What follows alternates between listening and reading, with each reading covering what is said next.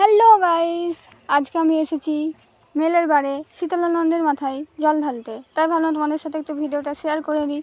দেখো, এই যে প্রথমে আমরা এসে লাইনে দাঁড়িয়ে রয়েছি। লাইনে দাঁড়িয়ে দেখছি ভিতরে এখনও অনেক প্রচণ্ড লোক রয়েছে, তাই বাইরে দাঁড়িয়ে রয়েছি।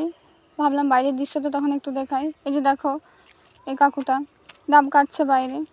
কাটার পর দেখছি গেটের সামনে আরেকটা ভক্তের কাকু বসে রয়েছে। সে আসলে পয়সা নিয়ে গেটে ঢুকাবে, সেই জন্যে ভিতরে ঢুকে দেখি যে আগে যারা ঢুকেছিল তাদের মধ্যে এখনও একজন জল ঢালছে। জল ঢালার শেষ হয়ে যাওয়ার পর আমরা বসে পড়লাম। বসে পড়ার পর মন্ত্র পড়ে দেখো মা প্রথমে জল ঢালছে। প্রত্যেকবারে আমি আমার কিংবা বোনেরই ভিডিও ছাড়ি, তাই ভাবলাম আজ একটু মাকেও দেখাই। তাই মায়ের জল ঢালাটা তোমাদেরকে পড়ে দেখিয়েছি। তোমরা বলবে যে শিবের মাথায় তো দুধ দিয়ে জল ঢালে, ওই দুধ ঢালে, তাহলে তোমরা কেন ডাব দিচ্ছ? আসলে আমাদের এখানে দুধটা খুব অ্যাভেলেবেল নয়, সেই জন্য ডাব দিয়ে আমরা ঢালি। তারপরে দেখো মা প্রণাম করে জল ঢালা হয়ে যাওয়ার পর সরে যাচ্ছে। সরে যাওয়ার পর এবারে বোন আসছে জল ঢালতে। বোন দেখো প্রথমে তার জায়গা থেকে মালা বের করে দিয়ে দিল, পরিয়ে দিল। এরপরে সে ফুল বেলপাতা দিয়ে দিল মাথায়। এরপরে গুড়ে চিনি দিয়ে তারপরে ডাবটা ঢালবে। দেখো গুড়ে চিনি দিচ্ছে।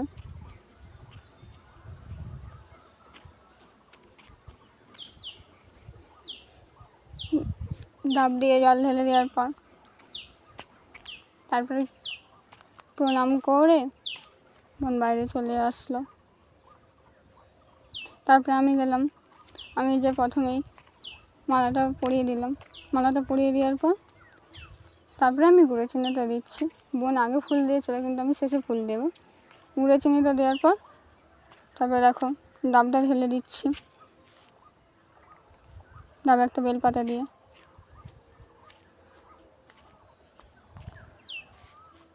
ডাবটা ঢেলে দেওয়ার পর তারপরে দেখো বেলপাতাটা দিয়ে দিলাম, ডাবে যে তাটকে রয়েছিল। তারপরে ফুলকুচি করে শিবের মাথায় দিয়ে দিলাম। সবাই গোটা গোটাই দিয়ে দিচ্ছি, আমি কুচি করে দিলাম। তাই দিয়ে শেষে প্রণাম করে বাইরে চলে আসলাম।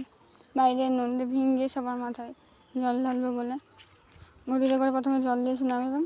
তারপরে ধূপ মোমবাতি সব হাতে বার করিয়ে নিলাম। হাতে বার করে নেওয়ার পর দেখো প্রথমে মোমবাতিটা জ্বালিয়ে গেড়ে দিলাম।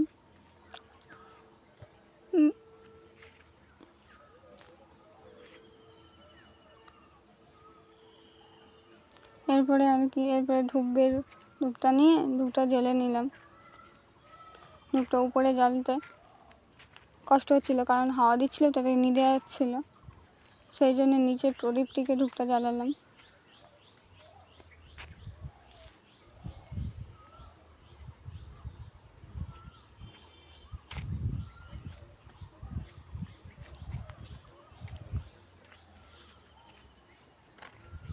ধূপটা জ্বালিয়ে নেওয়ার পর একে একে নন্দী, বেল গাছ, আরও অন্যান্য কয়েকটা গাছ আছে, একটা পিলার আছে, সবাইকে জল দিয়ে দিলাম। তোমরা আবার বলবে যে পিলারে আবার কেউ জল ঢালে? হ্যাঁ, আমাদের এখানে ঢালে, কারণ হচ্ছে ওই পিলারটাতেই বাঁশ খাটিয়ে ধুনো পোড়ানো বা হিঁড়োলা হয় আমাদের এখানে, সেই জন্যে তাতেও জল ঢালি আমরা। এরপরে বেল গাছে তো জল ঢালি, সঙ্গে আরেকটাও গাছে জল ঢালি। আমাদের এখানে অনেকে বলে নাকি অনেক বছর আগে ওই গাছটাই নাকি আম হয়েছিল। তোমরা বলবে আম হওয়াটা তো স্বাভাবিক, কিন্তু ওটা আম গাছ ছিল না, অন্য গাছ ছিল বলে সবাই। এবার কতটা সত্য আমি ঠিক জানি না, কারণ আমি তো আর দেখিনি। আমি জানি ঘটনাটা, শুনেছি, তাই ভাবলাম তোমার দিকে বলি। এরপরে দেখো একে একে সবাইকে জল দিচ্ছি। এখানে একটু স্পিডে দেখিয়েছি যাতে তোমাদের বোরিং না লাগে, সেই জন্যে।